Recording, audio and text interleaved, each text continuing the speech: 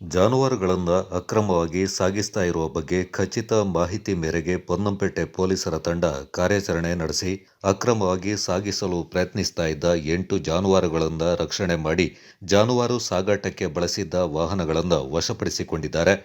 ಪೊನ್ನಂಪೇಟೆ ಸಮೀಪದ ದೇವನೂರು ಗ್ರಾಮದಲ್ಲಿ ತಾರೀಖು 2ರಂದು ಬೆಳಗಿನ ಜಾವ 2-3 ಜನರ ತಂಡ ಟಾಟಾ ವಿಂಗರ್ ವಾಹನ ಮತ್ತು ಆಲ್ಟೋ ಕಾರ್ನಲ್ಲಿ ಬಂದು ಟಾಟಾ ವಿಂಗರ್ ವಾಹನಕ್ಕೆ ಜಾನುವಾರುಗಳನ್ನು ಹಿಂಸಾತ್ಮಕವಾಗಿ ತುಂಬುತ್ತಿದ್ದಾರೆ ಎಂದು ದೂರವಾಣಿ ಮೂಲಕ ಕರೆ ಬಂದ ಹಿನ್ನೆಲೆ ಮಾಹಿತಿಯನ್ನು ಆಧರಿಸಿ ಸ್ಥಳಕ್ಕೆ ಪೊನ್ನಂಪೇಟೆ ಪೊಲೀಸರ ತಂಡ ತೆರಳಿದಾಗ ಆರೋಪಿಗಳು ವಾಹನಗಳನ್ನು ಬಿಟ್ಟು ಅಲ್ಲಿಂದ ಓಡಿ ಹೋಗಿ ತಲೆಮರೆಸಿಕೊಂಡಿದ್ದಾರೆ.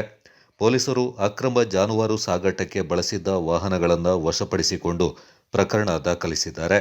ರಕ್ಷಣೆ ಮಾಡಿದ ಜಾನುವಾರುಗಳನ್ನು ಮೈಸೂರಿನ ಪಿಂಜರಪೋಲ್ಗೆ ರವಾನಿಸಲಾಗಿದೆ.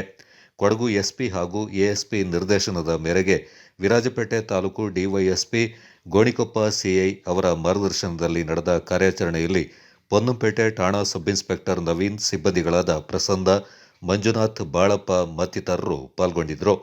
ಕೊಡಗು ಚಾನಲ್ ವರದಿ ಚಂಪಾ ಗಗನ, ಪೊನ್ನಂಪೇಟೆ.